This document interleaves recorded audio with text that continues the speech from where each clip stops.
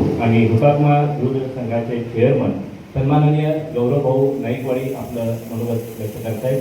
शेतकरी बांधवांना विनंती आहे की डाव्या बाजूला मंचाच्या समोर जागा उपलब्ध आहे, आपण आत बसायचं आहे बाहेर थांबलेल्या शेतकऱ्यांसाठी. गौरवभाऊ नाईकवाडी. आज या परिषदेला 34 वर्ष होते आणि त्या परिस्थितीमध्ये सुद्धा आपण इतक्या मोठ्या संख्येने ह्या ठिकाणी उपस्थित आहात. त्या परिषदेचे मार्गदर्शक अध्यक्ष काळंके सर, काका बाळासाहेब देशमुख आमदार साहेब, तसंच समाधान अवताडे साहेब, आत्ता ज्यांचं भाषण झालं ते Vikramdada Sawant, Anandbaba Patil, R S Chopde sir, Vishambhar Babar sir, Naikwadi sir, Tukaram Maharaj, Girappa Jadhav sir. खऱ्या अर्थानं त्या चळवळीमध्ये गेली 34 वर्ष झालं काळुंके सर आहेत, त्या भागातली प्रमुख मंडळी आहेत. मला सुद्धा असं वाटतं की काय त्यावेळेला आत्ता आम्हाला याला 2-2.5 तास लागले.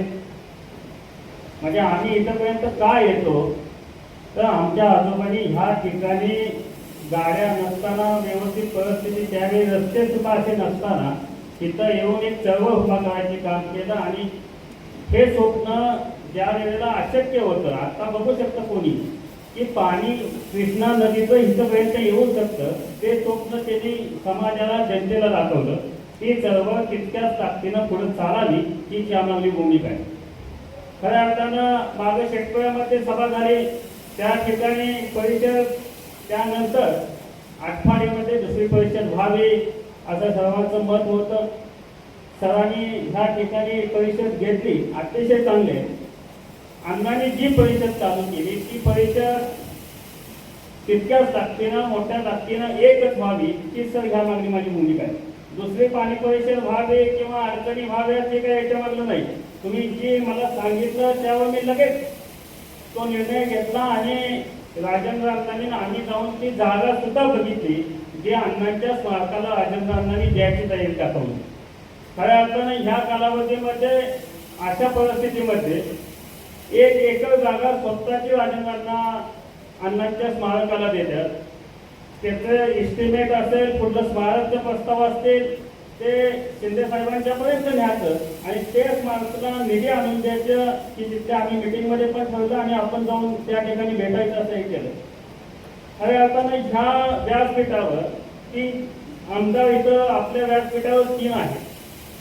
ह्या मतदारसंघात आमची ह्याच्या मागली भूमिका आमदार साहेब एवढीच आहे की ही चळवळ किंवा हे आंदोलन वर्षातून एकदा फक्त शाहू फुले आंबेडकर म्हणजे सावंतच्या जयंती निमित्त न होता 2-2, 4-4 महिन्याला ह्यावर बैठका झाल्या पाहिजेत. आणि ह्यावर आपण काय केलं म्हणजे आता आपण ठराव घेतो आणि ते पुढल्या सभेपर्यंत त्या ठराव परत वर पण आपण काढत नाही, त्या ठरावाची मांडणी सुद्धा नंतर कालावधीनं होत नाही. 2 महिन्याला बैठक असू दे, 4 महिन्याला बैठक असू दे आणि आपल्या पक्ष पार्ट्या सगळं सोडून तिथले तहसील ऑफिस असतील बंद करायची भूमिका ठेवली पाहिजे. आत्ताचा कालावधी दादा तुम्हाला सांगतो, जो आज चळवळ करेल त्याचे दिवस चांगले असतील असं वातावरण आता आहे. असमाधान स्थिती आहे सगळीकडे. आता कुठल्याही सरकारमध्ये खाली शेतकरी समाधानी नाही. अशा वेळेला जो आंदोलन चळवळ हातात घेऊन लढेल तो निश्चितपणे ह्या भागामध्ये मोठा होईल. आता तहसील ऑफिस इथली बंद केली, काही ना काही उठाव केले, निश्चितपणे आपल्याला न्याय मिळेल. त्याच्या मागली आमची एवढीच भूमिका असेल की अण्णांनी जी उभा केली ती तितक्याच ताकदीनं पुढं आली पाहिजे. त्याच्यात तरुण पिढीनं भाग घेतला पाहिजे. वर्षातून एकदा न होण्यापेक्षा त्याच्यावर 6 महिन्याला, 2 महिन्याला, 4 महिन्याला लढलं पाहिजे. आमचं दादा तुम्हाला एवढं सांगतो म्हणजे काळुंके सरांना सुद्धा की आम्ही लढाई तयार आहे. किमान 7 तरी तुम्ही मागणं द्यायला पाहिजे. आम्ही लढतो, तुम्ही 7 द्या, नाही तुम्ही लढा, आम्ही तुमच्या मागून येतो.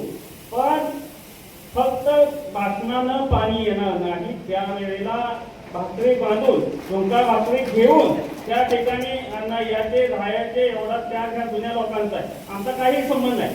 किंवा ह्या ठिकाणी इलेक्शनला सुद्धा आम्हाला उभं राहायचं काही गरज नाही. तिथंच पाण्यावर एवढं श्रेय वाद लागला ह्याच्यात आम्हाला उडी घ्यायची नाही. आम्ही पाणी आणलं म्हणायला, कारण आमचं एवढंच म्हणणं आहे की त्या दुनियाने केलेल्या त्यागाचा कष्टाचं कुठं तरी वाया जाऊ नये हे सगळं त्याग आपण पुढे चालवूया, इथल्या लोकांना पाणी मिळवून देऊया. त्याच्या माग आता मी शिवसेनेत काम करतोय, आपण बीजेपी करताय, आपण काँग्रेसमध्ये करताय, आपण सर्व पक्ष एकत्र येऊ. तर या अधिवेशनामध्ये ह्या गोष्टी मांडल्या. मी आता टेंबू योजनेचं मगाशी चोपडे सर बोलले, तर त्याचा खालून प्रस्ताव जायला लागतो, तो खालून प्रस्ताव पण वरपर्यंत गेला. म्हणजे त्याच्यात आता गोपीचंद पडळकरांनी सुद्धा मांडलं, पण राधाकृष्ण विखे पाटलांनी तो खालून प्रस्ताव मागितला आणि तो विस्तर टेंबू योजनेला अन्नाचं नाव द्यावं हा विस्तर प्रस्ताव सुद्धा वर गेलेला आहे. म्हणजे ह्या गोष्टी खालून वरपर्यंत गेल्या तर आपला फक्त ताकद लावायची त्याला गरज आहे. आता आपण त्या ठिकाणी एक निश्चितपणे आज शाहूंच्या जयंतीनिमित्त जर सगळ्याच आमदारांनी जर शपथ घेतली की ह्या ठिकाणी ह्या परिषदेमध्ये पक्ष पार्टी विसरून आम्ही सगळे एकत्रितपणे येऊन तिथलं प्रांत ऑफिस असेल, कलेक्टर ऑफिस असेल, बैठका घेऊन म्हणजे 2 किंवा 4 महिन्याला ह्यावर चर्चासत्र जर झालं तरच मार्ग सुटतील. एवढं त्या निमित्तानं सांगतो.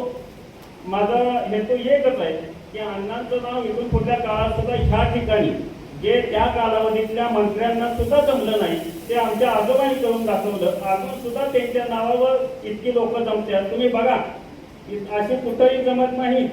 जुन्या मंत्र्यांच्या आमदारांची नावं घेऊन बघा, तर अण्णांच्या बाबासाहेबांच्या नावावर लोक जर जमून आपल्याला साथ द्यायला तयार असतील तर त्या लोकांसाठी आपलं काय तर करणं जबाबदार आहे.